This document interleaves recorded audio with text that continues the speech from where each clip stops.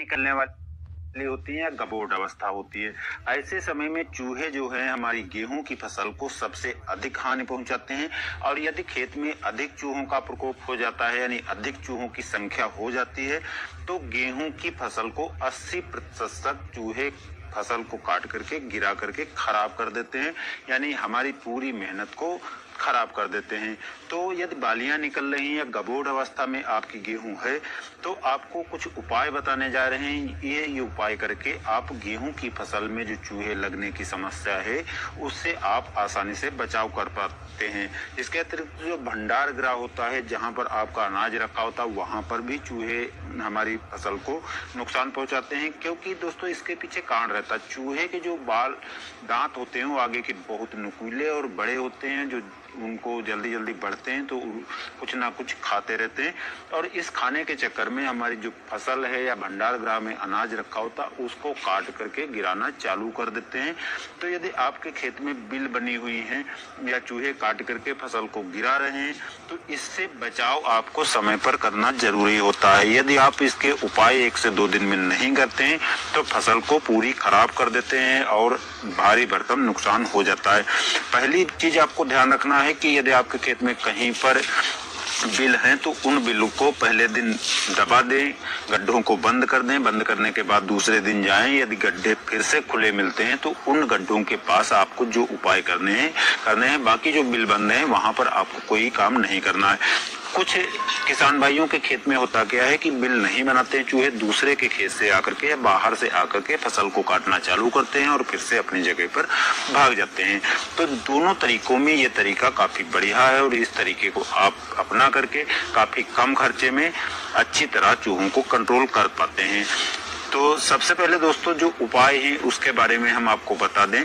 इसके लिए आपको बाल लेने पड़ेंगे जो आराम से आपको नाई के दुकान पर मिल जाएंगे और उन बालों को लेकर के आपको कैंची से छोटे छोटे टुकड़ों में कर लेना है।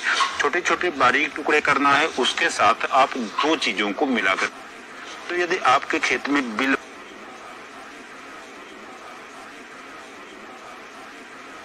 बनाने या रखने में परेशानी हो सकती है, फिर उन बालों को इन बालों में और गुड़ को एक में मिक्स कर देना है। साथ में थोड़ा सरसों का तेल या घी लेकर के मिक्स कर देना, जिससे चूहे को जब खुशबू आएगी तो आसानी से इसको खा लेंगे, क्योंकि चूहे इतने होशियार हो चुके होते हैं। यदि कोई देखते हैं कि ये खेत से बाहर की चीज रखी हुई है तो उसको वो मुंह तक नहीं लगाते हैं। तो ये चीज जब आप करेंगे तो सुगंध में आकर के और इसको खा लेंगे। खाने के बाद या तो आपका खेत छोड़ देंगे या तो वो खेत से भाग जाएंगे या 2 से 4 दिन में मर जाएंगे। इसके पीछे कारण क्या रहता है, बाल जो होते हैं वो चूहे जब खाते हैं तो आहार नाल में गड़ जाते हैं यानी फंस जाते हैं, जिससे वो भोजन को निगल नहीं पाते हैं और पानी आदि पीने में दिक्कत होती है और दूसरा जो भोजन होता है उसको भी नहीं खा पाते हैं, जिसके कारण आहार नाल प्रभावित होने के कारण 1-2 दिन में चूहे मर जाते हैं। दूसरे उपाय में दोस्तों आपको करना है कि यदि आपके पास गुड़ नहीं है तो गुड़ की जगह पर आप चावल ले सकते हैं। चावल को बारीक बारीक टुकड़ों में कर लीजिए, यानी छोटे छोटे टुकड़ों में आपको कर लेना है और उसमें जो है सरसों का तेल या घी मिला लेना है और उसी में आपको इन बालों को मिला लेना है। जब सरसों का तेल या घी साथ में चावल के मिलाएंगे तो ये चिपक जाएंगे और इनको आपको खेत में छोटे छोटे दूरियों पर रख देना है। जहां पर चूहे काट रहे हो या बिल हो वहां पर रख देना है और चूहे आकर के इसको खाएंगे और खाने के बाद वही प्रोसेस होगी जो गुड़ के माध्यम से होती। तो एक अच्छा तरीका है, काफी कम लागत वाला तरीका है और काफी सक्सेस तरीका है। इस तरीके को दोस्तों अपनाएंगे तो जो आपका पैसा जो दवाओं पर खर्च होता है वो भी नहीं होगा और दूसरे जो दवाओं को खाने से चूहे आनाकानी करते हैं और फसल को काटना जारी रखते हैं तो उससे भी आप बचाव कर पाएंगे। तो एक अच्छा तरीका है, दोनों में से कोई भी तरीका आप यूज कर सकते हैं।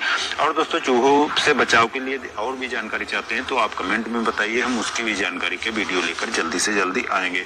आशा करते हैं इस जानकारी से आपको लाभ जरूर होगा, लेकिन यदि चैनल पर नए हैं तो सब्सक्राइब कर लीजिए, बेल आइकन दबाइए और नोटिफिकेशन कीजिए, जिससे आने वाली वीडियो भी देख पाएंगे और ऐसे ही चैनल के साथ आप बने रहें। धन्यवाद।